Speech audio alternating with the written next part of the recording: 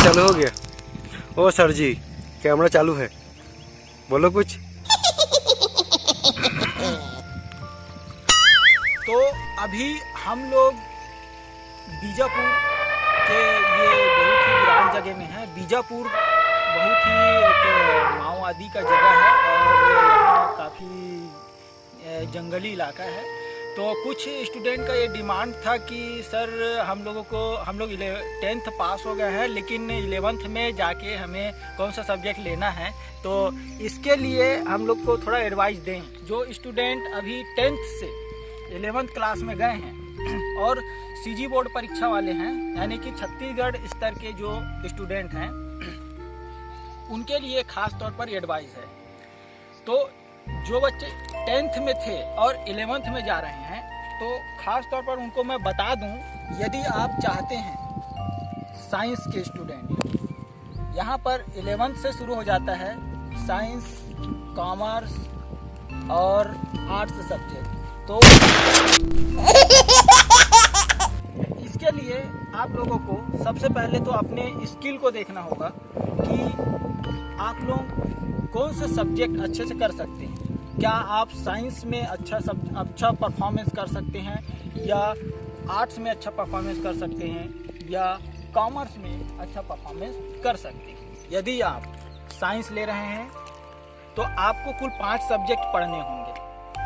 भौतिक शास्त्र यानी फिजिक्स, रसायन शास्त्र यानी केमिस्ट्री, और यदि आप बायो लेना चाहते हैं, साइंस के 2 फील्ड हैं, एक बायोलॉजी फील्ड और एक होता है मैथमेटिक्स का। तो यदि आप बायोलॉजी लेते हैं तो आपको गणित नहीं पढ़ना पड़ेगा, और यदि गणित लेना चाहते हैं तो बायोलॉजी नहीं पढ़ना पड़ेगा। नहीं तो आप इसको अगर अलग अलग नहीं ले सकते हैं, अगर कंबाइन करना चाहते हैं तो आप बायोलॉजी के साथ मैथमेटिक्स भी पढ़ सकते हैं। इसका मतलब ये है आपको 6 सब्जेक्ट ले सकते हैं। कुछ स्कूलों में ऐसी व्यवस्था भी है। तो यदि आप साइंस लेना चाहते हैं तो 5 सब्जेक्ट, यदि बायो फील्ड में जाते हैं तो बायो के अलावा भौतिक शास्त्र, रसायन शास्त्र, हिंदी, इंग्लिश, और यदि गणित लेना चाहते हैं तो गणित के अलावा भौतिक शास्त्र, रसायन शास्त्र, हिंदी, इंग्लिश ये रहेगा। अब यदि आप आर्ट्स लेना चाहते हैं तो कुछ स्कूलों में आर्ट्स नहीं होते हैं, तो और यदि जिस आपके स्कूल में है आर्ट्स, तो उसमें आपको हिस्ट्री, पॉलिटिकल साइंस, भूगोल के साथ साथ हिंदी, इंग्लिश पढ़ना पड़ता है। तो आर्ट्स अगर लेना चाहते हैं तो आर्ट्स में ये जो 5 किताब के क्षेत्र में आपको रुचि रखना चाहते हैं तो आपको कॉमर्स लेना है। तो कॉमर्स में आपको इकोनॉमिक्स होता है, वाणिज्य होता है, व्यवसाय होता है, इसके साथ साथ हिंदी, इंग्लिश कॉमनली आपको पढ़ना ही पड़ेगा। इसके अलावा और भी सब्जेक्ट हैं, तो आपको वही सब्जेक्ट का चयन करना है जो आपके स्कूल में पढ़ाया जाता है।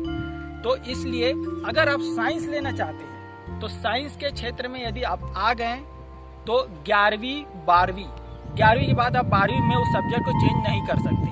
12वीं से निकलने के बाद आपको वो सब्जेक्ट चेंज कर सकते हैं। हो सकता है साइंस लिए हो तो आप आर्ट्स लेकर के आप कॉलेज की पढ़ाई कर सकते हैं, या कॉमर्स लेकर के आप कॉलेज की पढ़ाई कर सकते हैं।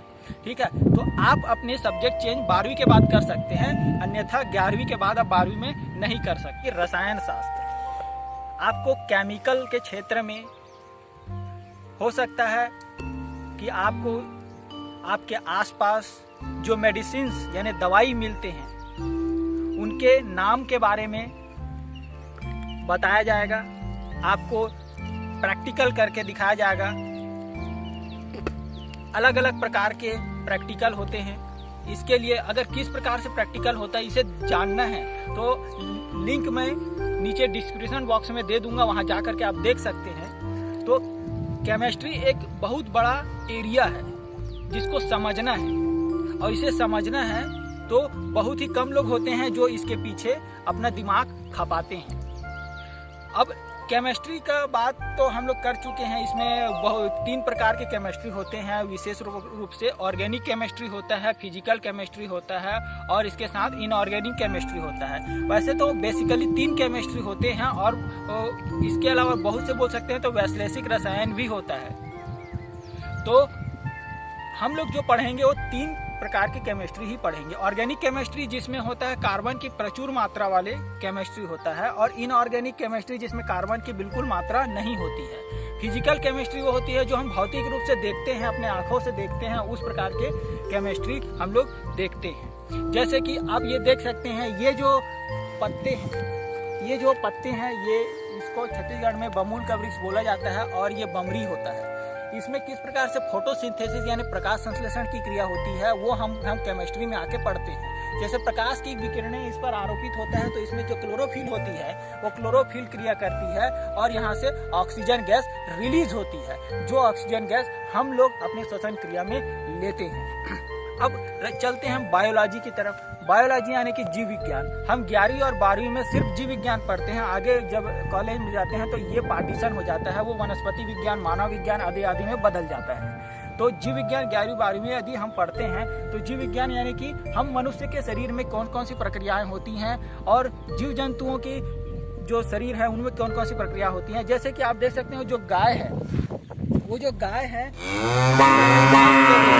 उसके अंदर में रुबेन नाम का एक तंत्र पाया जाता है और वो जो गाय है अलग अलग प्रजाति होती है, इनके अंदर जो रुधिर कणिकाएं होती हैं वो अलग अलग प्रकार की होती हैं। आप जानते हैं हमारे शरीर में भी 3 प्रकार के रुधिर कणिकाएं होती हैं, श्वेत रुधिर कणिकाएं, लाल रक्त कणिकाएं और रुधिर प्लेटलेट्स होती हैं। तो ये इस सब चीज़ के बारे में हमको जानना है तो हम आते हैं बायोलॉजी के डिपार्टमेंट में, यानी ब्लड, कंकाल, मानव शरीर और हम यहाँ पेड़ पौधे के बारे में यदि जानना है तो आप इसमें इंटरेस्टेड हैं तो साइंस में आना है और बायोलॉजी लेना पड़ेगा। अब यदि आप मैथ्स लेते हैं, आपका कैलकुलेशन, आपका पहाड़ा, आपका जो नॉलेज है आंकड़ों से रिलेटेड वो अगर स्ट्रॉन्ग है तो आप मैथ्स लेंगे तो आपको अवकलन, समाकलन और इसके साथ ही साथ जोड़ना घटाना से रिलेटेड और बहुत सारे उसमें नॉलेज उसमें रहते हैं जो आपको करना पड़ेगा।